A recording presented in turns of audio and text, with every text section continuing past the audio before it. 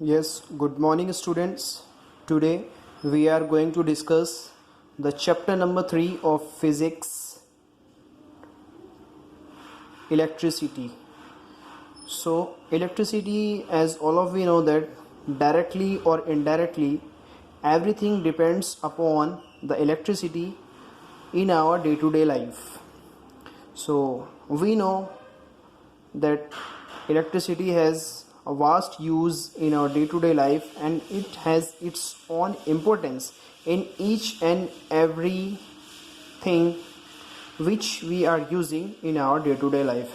So basically so in this chapter we are going to learn about electricity. So here our first topic is electric charge and electric current.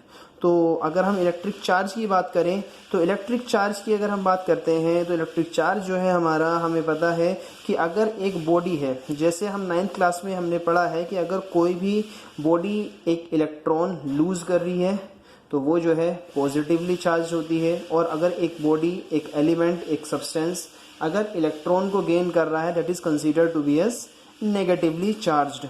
तो एक body जो है हमारी जब electron को gain करेगी या फिर इलेक्ट्रॉन को लूज करेगी, तो जैसे ही इलेक्ट्रॉन लूज या गेन की बात होती है वैसे ही हमारे पास चार्ज आ जाता है। और इलेक्ट्रिक, जैसे इलेक्ट्रिक जो है वो बना है इलेक्ट्रॉन से, इलेक्ट्रिक वर्ल्ड जो है वो बना है इलेक्ट्रॉन से, तो जैसे ही इलेक्ट्रॉन के लूज या गेन होने से हमारा इलेक्ट्रिक चार्ज बन जाता है, हमारी बॉडी के ऊपर चार्ज आ जाता है दैट इज +1 और -1, तो हमारी बॉडी हो जाती है चार्ज। तो चार्ज जो है बेसिकली एक फिजिकल क्वांटिटी है जिसको हम डिफाइन कर सकते हैं बाय द लॉज ऑफ और gain of electron on a body. और बॉडी जो है हमारी नेगेटिवली चार्ज होगी अगर हमारी बॉडी जो है इलेक्ट्रॉन को गेन कर रही है, और अगर हमारी बॉडी इलेक्ट्रॉन को लूज कर रही है तो वो जो हमारी पॉजिटिवली चार्ज होगी।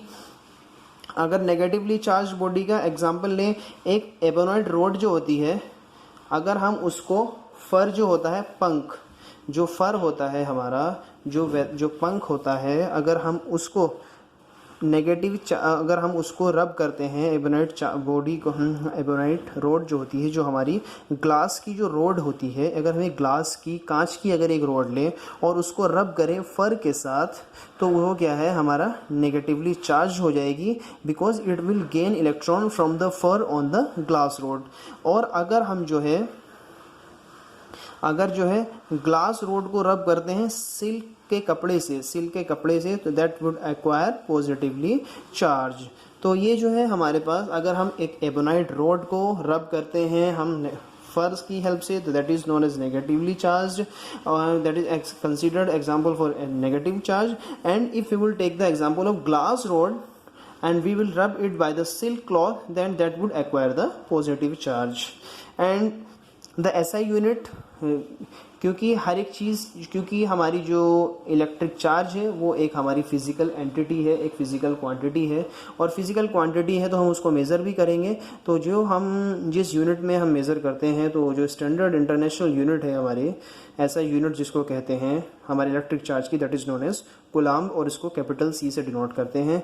फिर उसके बाद आता है quantization of charge. Quantization of charge की अगर हम बात करें कि एक हमारे पास जो बॉडी है गिवन जो है उसमें टोटल चार्ज कितना है, तो उसको हम क्वांटाइजेशन ऑफ चार्ज बोलते हैं। सो Q इज टू एनी से हम उसको डिनोट करते हैं। और Q की बात करें तो Q क्या है हमारा, Q है हमारा चार्ज, और N की अगर बात करें तो N है हमारा नंबर ऑफ इलेक्ट्रॉन्स, और अगर स्मॉल e की बात करें तो E है हमारा magnitude of charge on 1 electron और ऑन 1 प्रोटॉन। एक इलेक्ट्रॉन पे या फिर प्रोटॉन पे जितना चार्ज होता है उस पे उसकी वैल्यू कितनी है, उसका मैग्नीट्यूड कितना है, that is 1.6 × 10⁻⁻19 coulomb of charge, that is considered as the magnitude of charge on 1 electron. So Q is equals to any, this is known as the quantization of charge. quantization of charge क्या होता है हमारा कि जितना भी एक body है उस पे जितने भी इलेक्ट्रॉन्स हैं उनका जो टोटल चार्ज है, सपोज करिए अगर एक बॉडी है हमारे पास एक, और उस पे जो है उसमें नंबर ऑफ इलेक्ट्रॉन्स अगर हम निकालें तो नंबर ऑफ इलेक्ट्रॉन्स उसमें n है, स्मॉल n, तो टोटल क्वांटाइजेशन ऑफ चार्ज की पूरी क्वांटिटी कितनी है चार्ज की,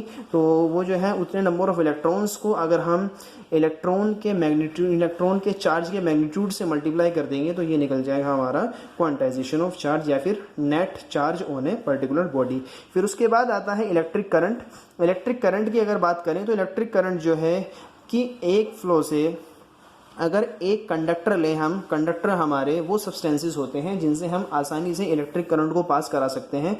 तो अगर इलेक्ट्रिक करंट की बात करें तो इलेक्ट्रिक करंट जो है हमारा वो इलेक्ट्रिक चार्ज है कि अगर वो जो है एक पर्टिकुलर कंडक्टर से पास करें, एक पर्टिकुलर कंडक्टर के area of cross section of any conductor, अगर उसके एक कंडक्टर से पास हो रहा है एक टाइम में और कितने टाइम ड्यूरेशन में वो कितने टाइम ड्यूरेशन में पास हो रहा है, तो that particular phenomena is known as, that particular physical entity is known as electric current.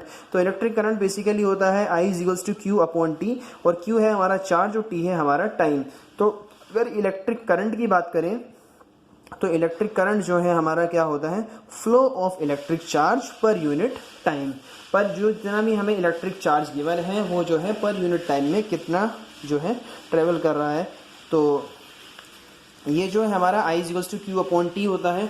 और उसके बाद अगर हम ऐसा यूनिट की बात करें तो ऐसा यूनिट होती है करंट की ampere, that is coulomb per second.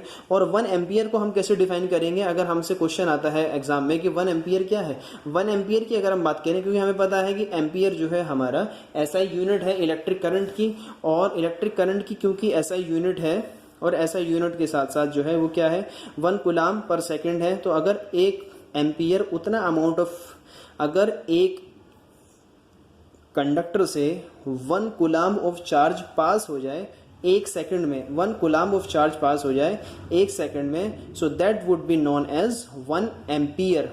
और 1 एम्पियर कितना होता है 1 coulomb in, if 1 coulomb of charge is passing through an area of cross section in 1 second, that particular amount of electric current would be 1 ampere। उसके बाद आता है direction of electric current. Direction of electric current क्या है, suppose करिए अगर हम अपने एग्जांपल लें अपने दोनों हाथों का, लेफ्ट हैंड साइड और राइट हैंड साइड, ये जो हमारा लेफ्ट हैंड है और राइट हैंड जो है, अगर सपोज करिए अगर इलेक्ट्रॉन का फ्लो जो है लेफ्ट हैंड साइड की तरफ है, उल्टे हाथ की तरफ है, तो इलेक्ट्रिक करंट का जो फ्लो होगा वो होगा हमारे राइट हैंड साइड की तरफ, सीधे हाथ की तरफ। दैट मीन्स कि इलेक्ट्रिक चार्ज और इलेक्ट्रिक करंट जो है इस दूसरे से अपोजिट डायरेक्शन में फ्लो करते हैं।